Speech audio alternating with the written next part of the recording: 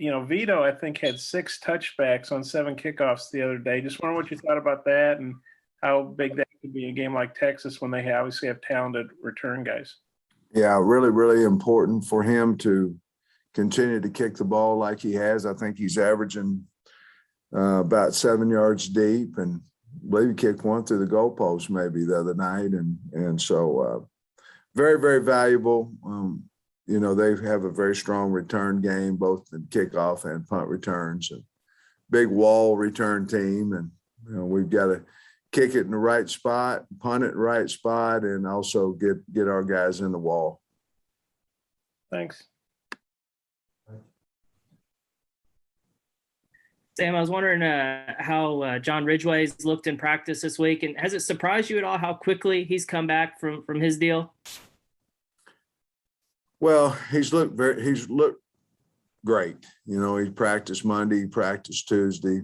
I'm not a doctor, so I really don't know how long it takes to come back from that surgery, but I do know that, we were anticipating 2 weeks, Andrew, and it's going to be less, it's going to be 1 week. So he's a tough guy and doesn't seem to be having any pain from it at all. And after practice.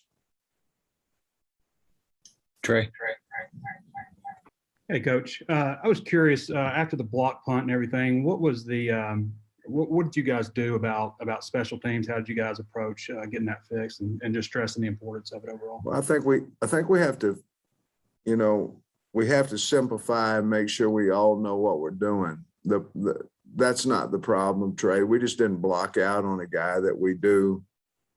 We read the demeanor of the guy instead of making sure that we blocked him until we were sure that he wasn't. They weren't trying to block the punt or anything. We just let a guy go, and so that's something that certainly is easy fix and should have been fixed before we went in there, and was fixed every time we did it in practice. So all I ask God to do is make sure that we're simple enough where the kids know how to execute it, and I believe that plan is there. And certainly we have to win special teams, and you talk about it all the time, but we really haven't done that. And even though we came in and little tied the game with a field goal, we did have a 42-yard kick return. But you can't win games blocking punts usually. Or getting them blocked. Tom. Sam, is there anything to building a team for, like building an SEC team or building a Big 12 team, or how do you view Texas? What kind of team are they? Well, they're well over 300 pounds on the offensive line. They've got a 350-pound nose guard.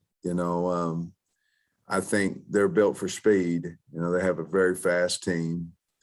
So does SEC, but SEC teams seem to be go a little bit bigger, even though Texas, when they roll in here, they're going to look like a major college football team, just like any team that you'd play in the SEC. But, I believe there's probably quite a bit more throwing in the Big 12 than what there would be in the SEC, even though our league's going that way a little bit more. So I think Texas matches up size-wise, certainly talent-wise, to the schools in our league. Texas won its time of possession pretty handily last week. What do you see from them from a ball control standpoint, and maybe how could having a deeper D line impact that for you guys?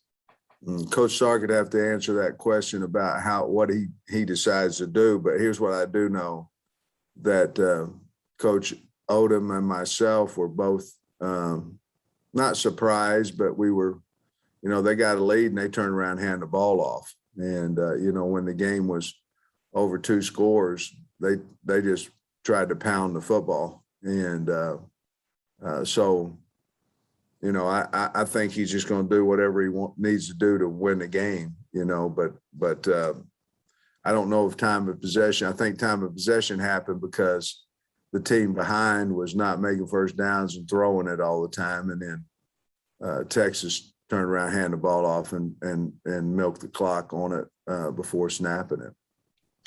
How do you feel about your pass game being able to maybe balance things up for you a little bit more this week compared to last?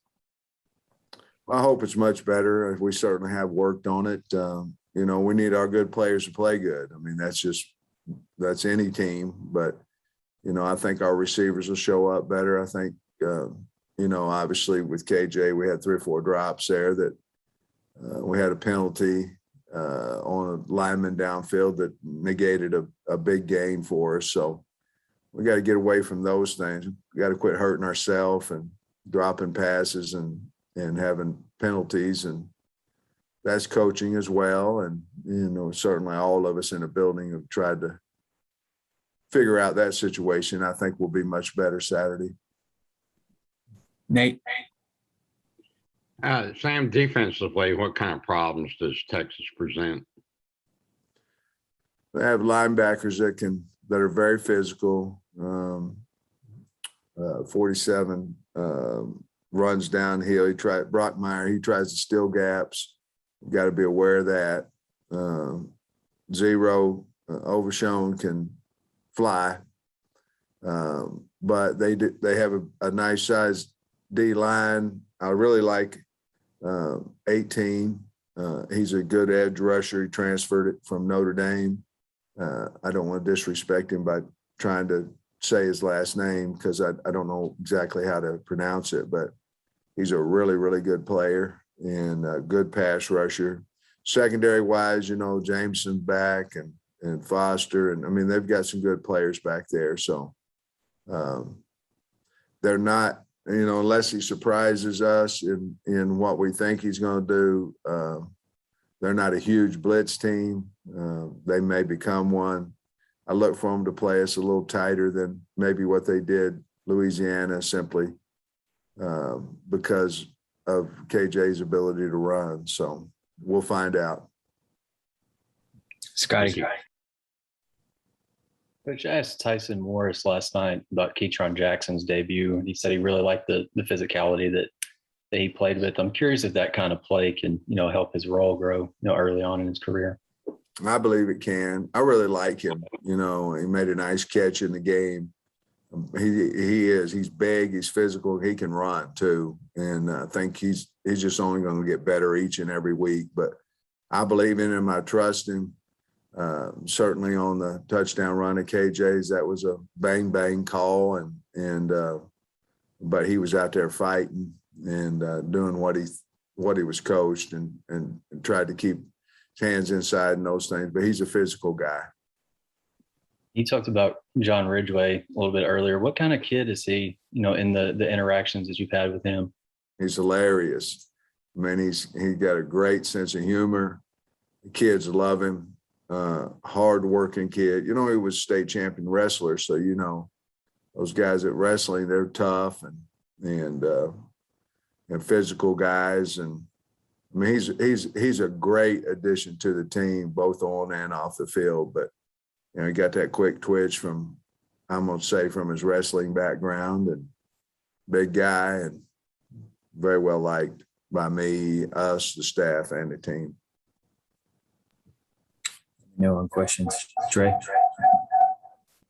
Hey, Coach, I was curious if we might see anybody that we didn't see last time, aside from guys that had health issues or injuries, maybe like AJ Green, Bryce Stevens, any of those guys maybe factoring into the plan this week.